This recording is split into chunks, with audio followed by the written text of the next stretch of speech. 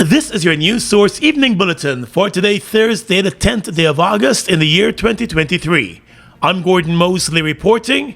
Here's what we're tracking tonight. 3 months after that devastating fire claimed the lives of 20 children at the Mahdia Secondary School dorm, a commission of inquiry to examine the issues related to that fire has been established. Retired Military Chief of Staff Major General Joe Singh will serve as the chairman of the commission. He will be assisted by the chairman of the National Two-House Council, Derek John, and the head of the University of Guyana Law Department, Attorney Kim Kai Thomas. In the presence of President Irfan Ali and Education Minister Priya Manikchand, the three commissioners took their oath of office before Acting Chief Magistrate Shirley Isaacs Marcus at the office of the President this morning. Mr. Javed Shadiq was also appointed the Secretary of the Commission. President Ali told the commissioners that the Commission of Inquiry represents a crucial step towards understanding the circumstances that led to the deadly inferno and also paving the way for healing. He explained that the terms of reference that will guide the work of the Commission were crafted with the intent of granting the latitude for a comprehensive examination of all pertinent aspects surrounding the tragic incident. The terms of reference bestowed upon this Commission have been crafted with the intent of granting the latitude for a comprehensive examination, and for us also to look at lessons and to look at strategies as we move forward as a country and as a people. The President said that as part of their investigations, the Commission of Inquiry will visit the scene of the fire. It is his expectation that no stone will be left unturned in ensuring an unbiased, in-depth and impartial assessment of the tragedy. I'm very sure they will have to spend a lot of time in the community. For a matter of fact, they were just telling me that one of the first things they want to do is to have a traditional Patamona service at the site itself for the work of the Commission and also for the families. The government recently reached a financial settlement with the families of the children who died and those who survived the fire. Asked whether the $5 million settlement might infringe on the work of the Commission, the President said it was the responsibility of his government to respond to the needs of those who have been affected by the tragedy. There's two very different issues. I don't know how that will trespass on the work. Settlement. I don't know how the support that the family received will trespass on the work of the Commission. Let me be very clear with you. Everything that we did in this tragedy was done with full consultation with the families, because we respect these families. We respect what they went through and what they're going through. And that is why we have made it a point to be in constant contact and consultation with the families, and that is how I do it. The Commission of Inquiry is expected to conclude its work within 2 months and offer recommendations and observations. The deadly fire, which occurred back in May, has been classified by the authorities as an act of arson, and the matter is currently before the courts, with a 15-year-old girl facing 20 murder charges. More news coming up in just a moment. It's been a long time coming. Overdue, some might say, but now that it's here, it will change life forever. And it is here to stay. The future is now. Transforming Guyana into the 21st century. Introducing GTT Fiber. Experience internet connectivity like never before. Speeds you deserve at prices you can afford from a name you can trust. Sign up today. GTT Fiber is here. GTT. Together, we rise faster. Oh my lord, I just love to shop in this store. My customers, them gonna love all these things. So many different things in one place. Household items, electronics, toys, stationery, confectionery, exercise equipment, shoes and clothes for men, women and children, school things, costume, jewelry, perfume, makeup. Oh, look the makeup! Giftland Office Max, Guyana's favorite department store.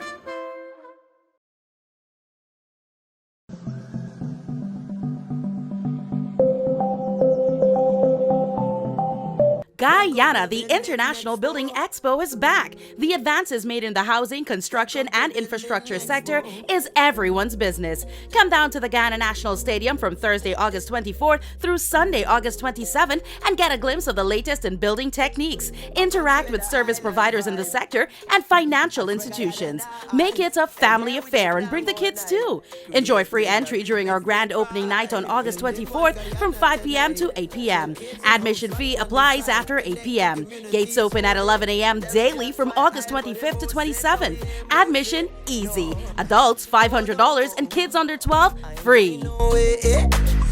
I know this place, Guyana. Oh no, welcome to Building Expo. Bust the flavors. We're full of flavors. Bust the flavors, that my crave for. We're full of flavors. Tell your neighbors about the bust the flavors.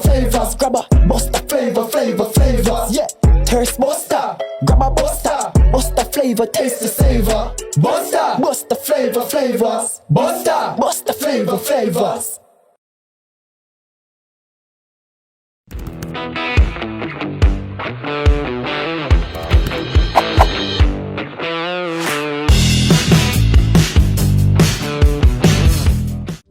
Are you looking for the best high school education at affordable fees? Then register your child today at the VYC Academy. Now enrolling grades 7, 8, and 9 students for the 2023-2024 academic year. VYC Academy, achieving academic excellence. For more information, call us on 227-1013 or WhatsApp us at 613-4806. Strong and solid in countries far and wide. New India Assurance, we're standing by your side.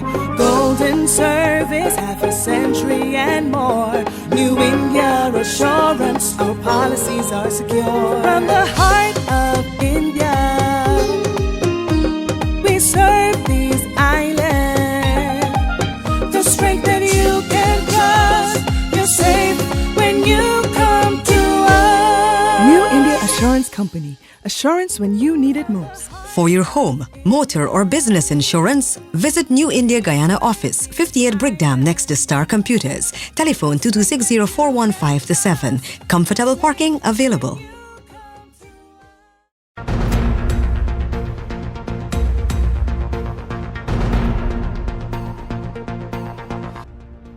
The Petroleum Activities Bill was passed in the National Assembly this morning after more than 7 hours of debate. The National Assembly pulled an all-nighter as it dealt with a number of bills before heading into its August recess. Minister of Natural Resources Vikram Bharat, in defending the petroleum bill, said it comes at a time when the country's oil and gas sector is growing at a rapid pace and will further expand with the auctioning of 14 additional oil blocks in the coming months offshore Guyana. The bill is intended to strengthen the regulatory framework governing the oil and gas sector and allow for greater transparency and accountability. It replaces the Petroleum Exploration and Production Act of 1986. The Natural Resources Minister told an almost empty National Assembly that the bill will pave the way for the full implementation and operationalization of the gas to energy project, with the issuance of permits for the transportation and storage of hydrocarbons.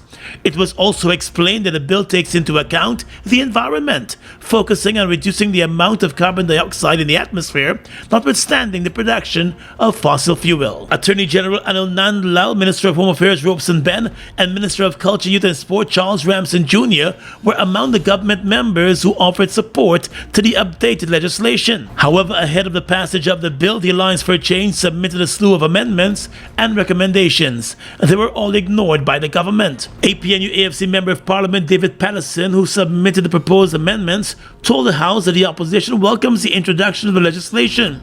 However, he said it fails to address a number of important issues. The opposition parliamentarian said the bill fails to address issues of labor and local content, as well as the rights of indigenous people to consultation on onshore and offshore petroleum activities that may directly or indirectly affect them. Patterson said non-adherence to the country's labor and local content laws should have been grounds for the cancellation of a petroleum license. Opposition leader Aubrey Norton and Member of Parliament Kemraj Ramjatan hammered the government over its move to put excess power into the hands of the minister. The opposition leader made a strong case for the bill to provide for the establishment of a National Petroleum Commission. The APNU-AFC had proposed a total of 31 amendments. However, with the government using its majority, all of those amendments were voted down. The bill was passed without any changes. Turning now to the sugar industry, the government is pouring more money into the local sugar company Guyana as it continues its efforts to turn around the fortunes of the sugar industry in the country. Another $1.5 billion has been allocated to the company as part of the government's latest supplementary budget. The government is hoping that the money will boost production and assist in the management of the company. On Wednesday, Agriculture Minister Zulfikar Mustafa told the Committee of Supply of the National Assembly that there has already been an increase of 14% in the sugar production target, and more lands are being prepared to increase added production. Further, he said money will also be set aside to assist with the reopening of the Rose Hall estate, which was closed back in 2017. Over $1 billion was approved late last year to fast-track works to reopen that same Rose Hall estate. I want to report to this House that in the next month, by the end of September, Rose Hall will start and smoke will come out of that chimney again. Once again, and that's one of the promises that we have made to the people of our country, and we are now bringing that to reality. The Agriculture Minister noted that over 1,100 workers have been re-employed at the Rose Hall estate and that the government is confident of a turnaround for the industry. However, with a massive injection of funds into the industry, Mr. Mustafa said he would not rule out needing more funds for Guyana by the end of the year. We will continue to rehabilitate Guyana because Guyana is one of the most important organizations in Guyana, and we will continue to do it. When Guyana meets its peak, then we'll stop. If Guyana meets its production target this year, it will rake in some $12 billion. The Sugar Corporation has set itself an ambitious production target of 60,000 tons for this year. But 8 months into the year, only 10,000 tons of sugar have been produced. Since taking office, the government has expended more than $12 billion on machinery and plants, repaired sugarcane fields at all factory locations, and promoted private sector partnerships by giving cane farmers and high-flood loans to increase the amount of land they can cultivate. Turning our attention now to the mining sector, the Guyana Gold and Diamond Miners Association today said it is concerned over the recent drop in gold declaration figures from the small and medium-scale miners and attributed the poor performance to labor shortages within the industry. In a statement, the GGDMA said it is aware of ongoing competition for labor, driven by the explosion in construction and job opportunities in the oil and gas sector. The body said while the entire country is faced with an ongoing labor shortage, the mining sector has been especially hit hard. Workers have been opting out of the sector to work on the coastland, where competitive salaries mitigate the risk of interior work. The organization said that unprecedented worker scarcity has seen the small and medium-scale operations struggling to find workers as the industry bears the brunt of the labor shortage in the country. According to the GGDMA, as it is right now, several mining outfits are operating at below 50% capacity, while still being burdened with a significant escalation in overheads due to the increase in cost of services and supplies such as trucking, groceries, and other items. The GGDMA said several other factors such as the increase in raiding and illegal operations have negatively impacted the industry, and most worrying is that it seems as if the illegal operations have found ways to make some GGMC officers and some Corps of Warden officers look the other way. The GGDMA is urging the government to clamp down on the whole chain of illegalities, including illicit shops, illegal landings, illegal miners and raiders, on illegal purchases of gold in mining districts. The GGDMA says it does not support the activities and is calling on the government for immediate action. According to the body, buying gold in Guyana is a privilege, and any dealer or trader operating must comply fully with the requirements of their license. Your health, safety, and security are paramount. In 2023, $2 billion is being invested to expand the Safe Country initiative to regions 3 and 6 and is geared towards improving the detection of criminal activities with the use of ICT solutions. Funds earned from oil production are supporting initiatives such as these to bolster the crime-fighting efforts of the Guyana Police Force through the provision and installation of intelligent video surveillance sites. Guyana, the International Building Expo is back. The advances made in the housing, construction, and infrastructure sector is everyone's business. Come down to the Guyana National Stadium from Thursday, August 24th through Sunday, August 27th and get a glimpse of the latest in building techniques. Interact with service providers in the sector and financial institutions. Make it a family affair and bring the kids too. Enjoy free entry during our grand opening night on August 24th from 5 p.m. to 8 p.m. Admission fee applies after 8 p.m. Gates open at 11 a.m. daily from August 25th to 27th. Admission easy. Adults $500 and kids under 12 free. I love this place. Guyana. Oh no, welcome to Building Expo.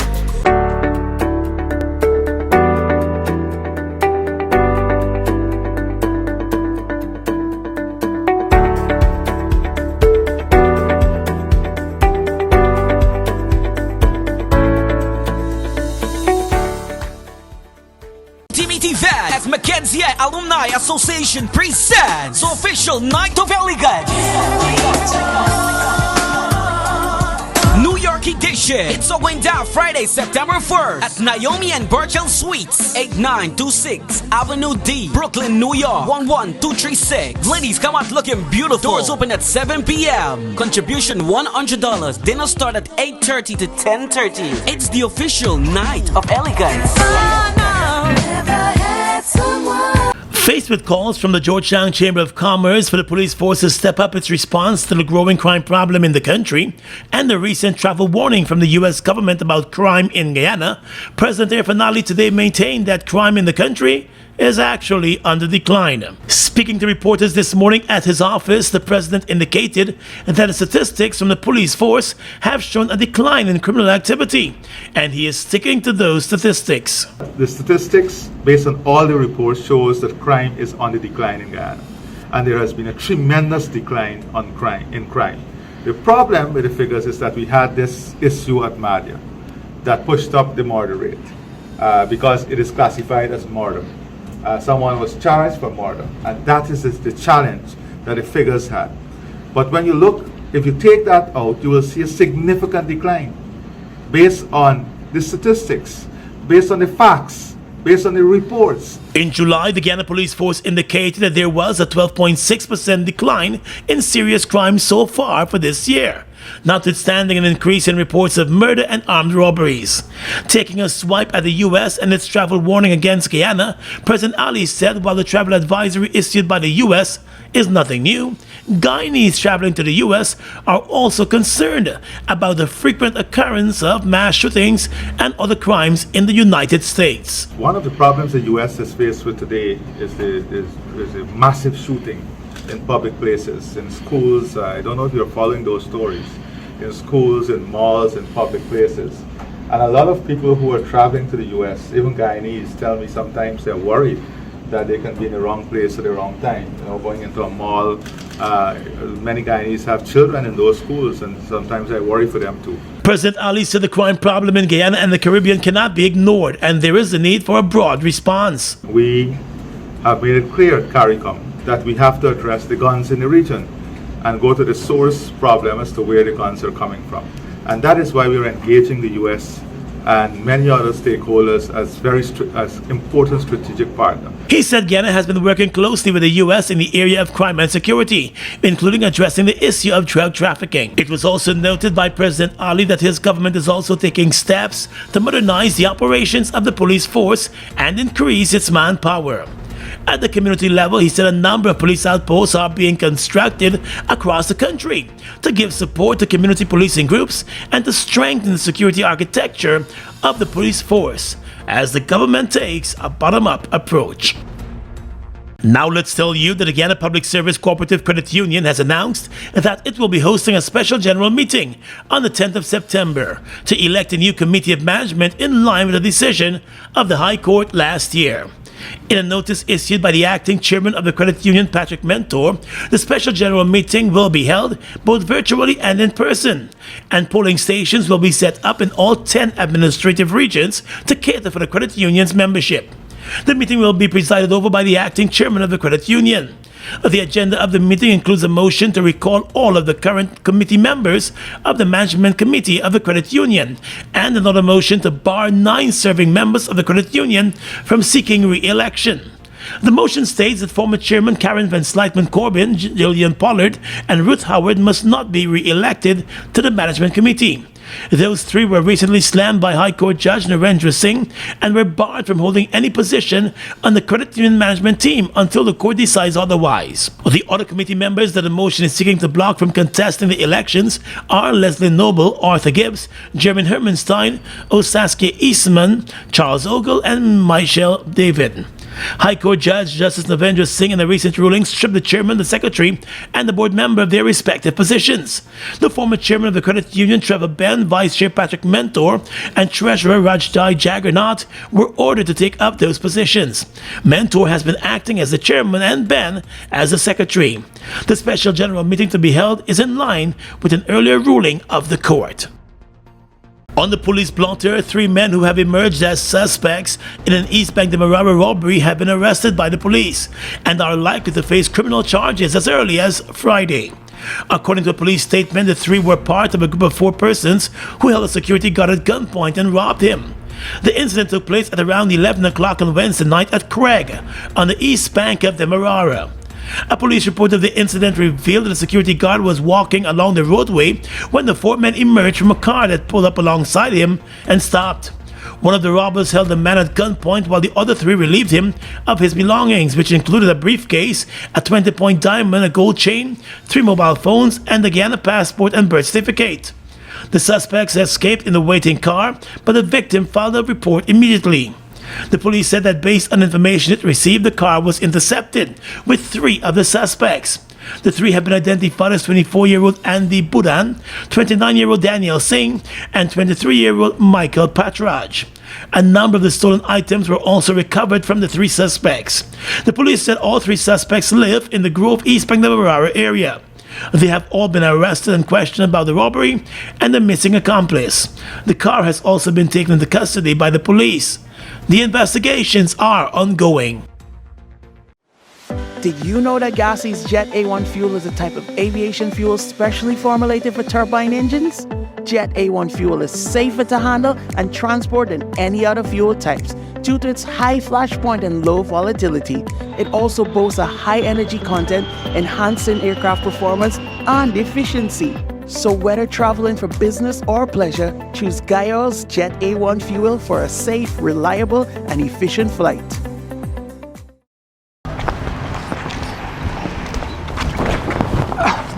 Sorry. Jack? Hey. Boys, where you going with all that speed? Yo, today's the 15th. My NIS contributions are due, and I ain't even get the forms as yet. Hold on. You mean to tell me that you're not aware that all self-employed persons can now make their NIS contributions using the MMG app from the comforts of their homes and offices? Really? You know, I just pay my bills using MMG, you know? Yes, Jack. And the thing's simple. All you have to do is open the app, select Pay Bills, Government Services, NIS, and Pay.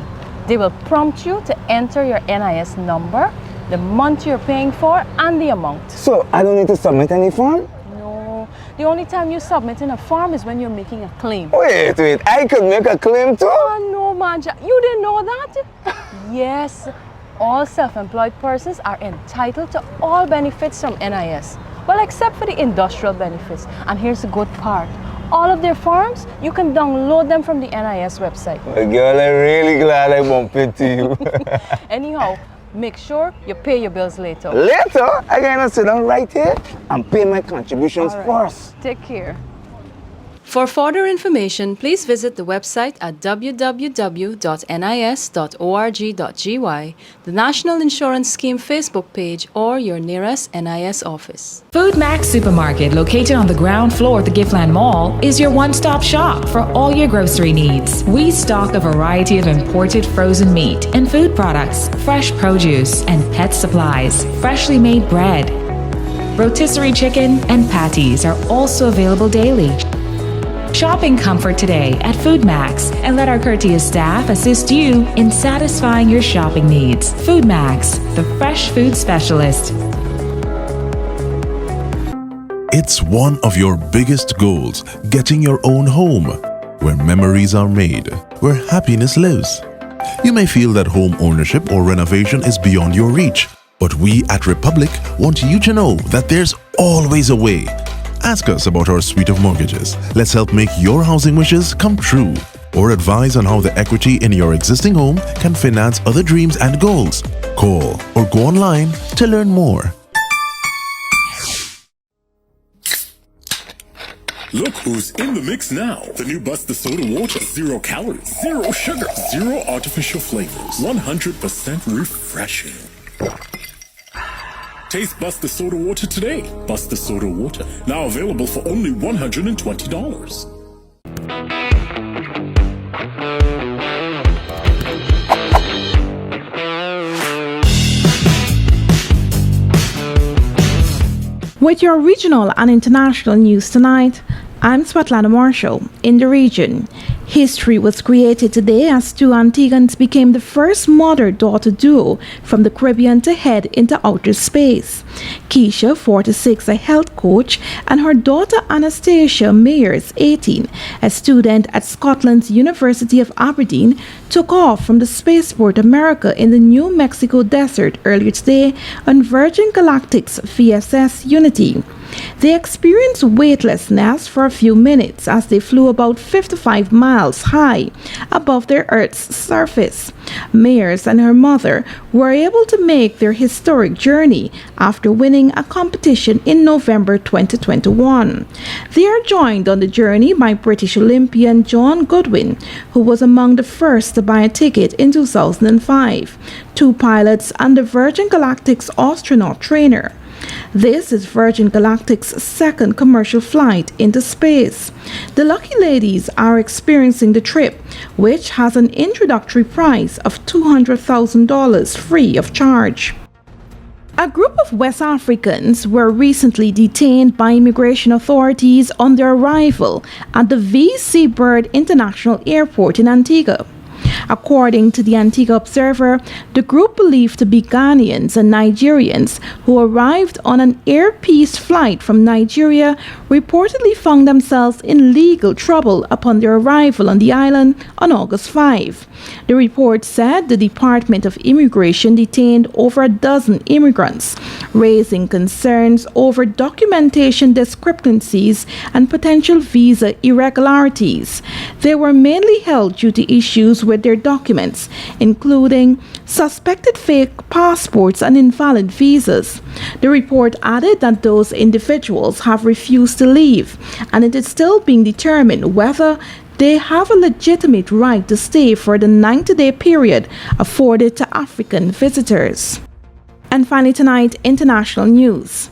At least 36 people have died as fast-moving wildfires tear through the Hawaiian island of Maui, officials say. The deaths in the city of Lahaina, the island's main tourist destination, came as strong winds from a distant hurricane fanned the flames. The fire is one of several ongoing blazes that have burnt entire neighborhoods to the ground. Thousands of people have been forced to evacuate their homes, and a state of emergency has been declared. A huge search and rescue operation is underway, with some people still unaccounted for. And that's your News Source Evening Bulletin for tonight. I'm Gordon Mosley reporting and encouraging you to stay safe.